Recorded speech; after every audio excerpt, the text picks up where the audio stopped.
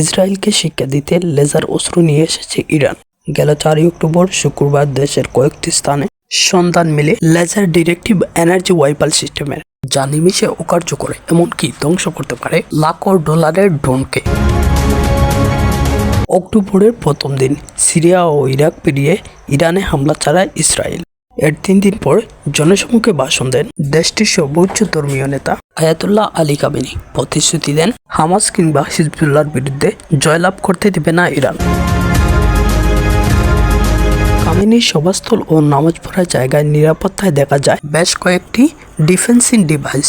এর মধ্যে একটি ডিভাইসকে চীনের তৈরি লেজার কাউন্টার ড্রোন সিস্টেম হিসেবে চিহ্নিত করেছেন বিশেষজ্ঞরা। সভাস্থলে স্থাপন করা লেজার ওয়াইপনের ছবি এখন সামাজিক যোগাযোগ মাধ্যমে ভাইরাল।